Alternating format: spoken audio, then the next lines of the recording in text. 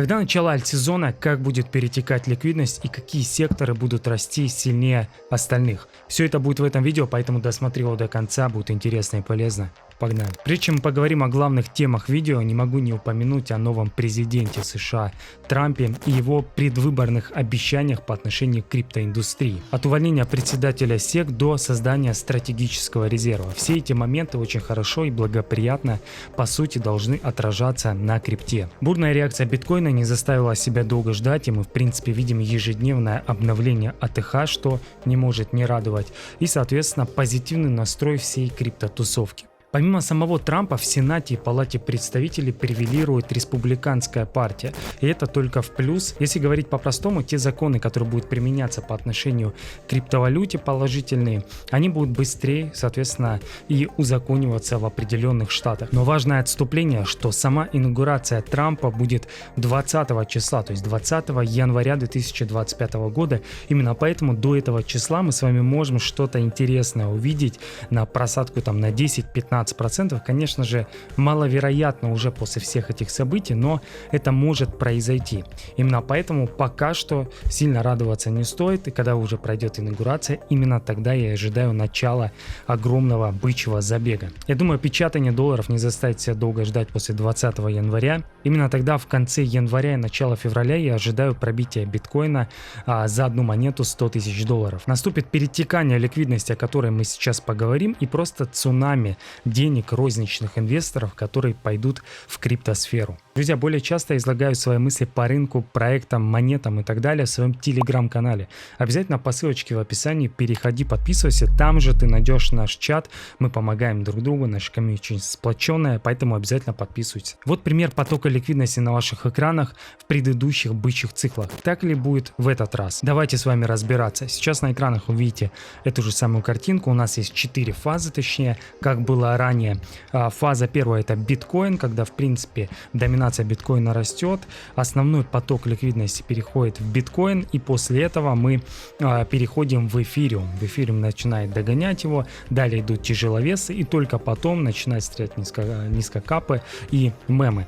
Поменялось ли в этот раз все? В корне однозначно, потому что у нас пришел биткоин ETF, у нас поменялись немного правила игры, но сама суть не поменялась, и то, что мы будем видеть в этом рынке, в принципе, ничем не будет отличаться от прошлых. Давайте объясню, что я имею в виду. Еще раз, прямо сейчас мы находимся в первой фазе, которая понемногу начинает перетекать во вторую. То есть вот здесь написано фаза overlap.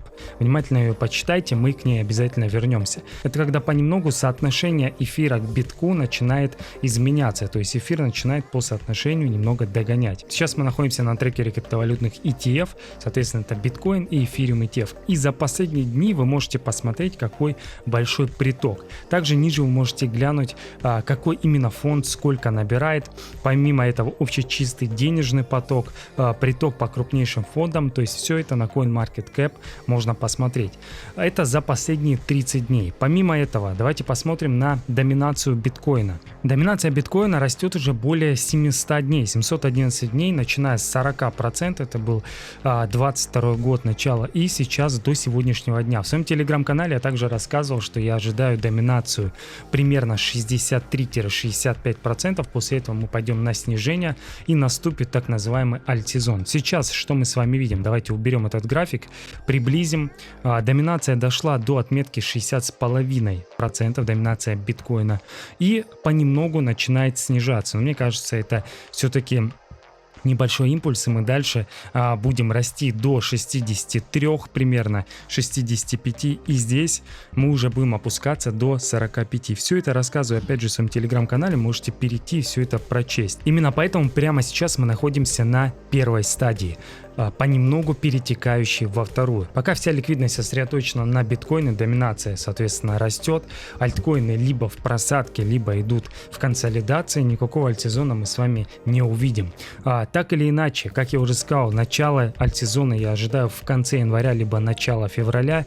И весь второй, третий, четвертый квартал он будет длиться понемногу. Где важное понимание, важное отступление, точнее, ребят. Самые последние 20% здесь играет правило правило 80/20, последние 20% роста всех альтов вы можете заработать 80% прибыли. Именно поэтому я говорю, что скорее всего будет логичным как загружаться по системе DCA лесенкой хотя бы в 3-4 позиции, в 5 и так далее, усреднения, так, соответственно, и разгружаться. Вы можете как выйти рано, соответственно, так и не выйти вовсе и потерять огромное количество профита. Именно поэтому, если вам это делать сложно, хотя бы 80% зафиксируйте в хорошую прибыль по тем целям, которые вы ожидаете, и 20% оставьте, если вдруг будет какой-то невероятный перформанс. Пробитие психологической отметки выше $100 000 как раз таки и спровоцирует СМИ и другие ряды источников популяризировать биткоин и криптоиндустрию в целом. Именно тут и начнется перетекание ликвидности. Когда крупные ребята 100, 150, 200% сделают, они будут перекладывать ликвидность уже в другие монеты. Но если говорить о том, что у нас есть определенная фаза, где сначала эфириум, тяжеловесы, потом идет альт-сезон, то я предполагаю, что здесь будет сразу альт-сезон, и он будет по секторам. Давайте об этом поговорим. И тут еще одно небольшое отступление. Если, к примеру, почти 3 года назад я снимал видео и попал в кадр CoinMarketCap, здесь было криптовалют 17 тысяч всего. Давайте посмотрим, сколько прямо сейчас. Если мы заходим на CoinMarketCap, мы с вами видим, что больше 2,5 практически миллионов токенов. Конечно же, мемкоины сделали свое дело, огромное количество щитков выходит, именно поэтому такая цифра. Это говорю о том, что будет огромное количество ликвидности однозначно, но из-за того, что огромная дисперсия, много секторов, много ненужных токенов, на всех не хватит такого роста, как было в 2021 году. Плюс в 2021 году не забывайте, что были стимулирующие выплаты во время пандемии. Возможно, и тут будет какой-то фактор печатания денег, либо еще что-то. Мы с вами посмотрим, но огромное количество токенов, и здесь уже нужно более избирательно подходить к каждому сектору. 5 причин, почему уже второй год пользуюсь исключительно биржей BinkX и рекомендую тебе. Одни из самых низких комиссий на рынке, простой и удобный интерфейс для новичка и профессионального трейдера, предоставление повышенного VIP плюс 2 статуса за переход из другой биржи, большое количество торговых пар и самое главное оперативное решение любых вопросов через меня лично. Также напиши мне, если торгуешь большими объемами или являешься инфлюенсером с аудиторией для получения отдельных условий. Ссылка в описании, все будет BinkX. Мое предположение, что в этом бычьем рынке покажет лишь несколько секторов огромный приток роста по соотношению к другим секторам. Именно поэтому давайте обратимся к Dune Analytics. Это дашборд такого твиттерянина, как CryptoCorio. Я думаю, все дегены прекрасно знают, кто это такой. И он сделал определенную таблицу, где показывают, какие нарративы. Тут таблица обновляется раз там в день, раз в 2 дня, поэтому она актуальна. И здесь показано, какие нарративы превалируют по отношению к другим. Давайте посмотрим несколько графиков. Первый график нам показывает, какие нарративы в последние 3 месяца больше всех, так сказать, были востребованы. На первом месте это DeFi 2.0, то есть возобновление сектора DeFi.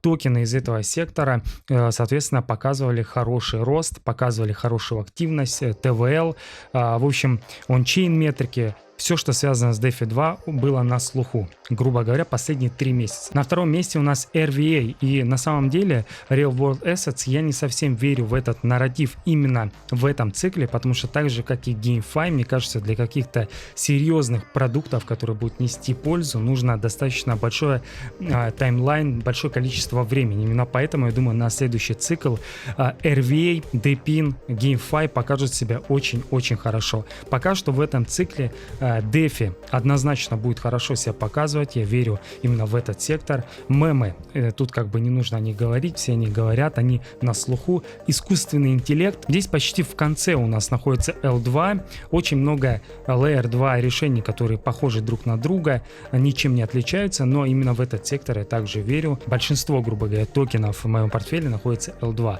Хорошо это или плохо, кто-то с этого смеется, кто-то тоже затаряется, мы с вами посмотрим на дистанции. Также еще один график, который я хотел вам показать, который называется Volume per Narrative, то есть объем нарратива. Мемы занимают первое место, дальше идет искусственный интеллект. Я бы на самом деле к этому сектору отнесся достаточно серьезно и на будущее смотрел, какие токены, монеты, соответственно, присутствуют в этом секторе. То есть я бы обратил внимание на искусственный интеллект. На третьем месте у нас Layer 2, DeFi, ликвидный стейкинг и так далее. То есть здесь я, наверное, ссылочку оставлю, CryptoCore, он показывает, что происходит с нарративами, с трендами. Поэтому рекомендую тоже зайти и все это посмотреть. Также я наблюдаю за еще одним параметром, это USDT Domination. Соответственно, это доминация самого главного стейблкоина. И если мы видим тенденцию повышения, то, скорее всего, фиксируют альткоины, все переносят в USDT. Если же, наоборот, доминация падает, то, скорее всего, как я предполагаю, возможно, ошибаюсь, здесь перетекает USDT в альткоины. То есть люди закупаются монетами. И мы видим, что за последние дни как раз-таки доминация биткоина, доминация USDT достаточно неплохо упала. То есть за последние дни на 23%. Говорит это о начале альтсезона или нет, мы с вами не знаем.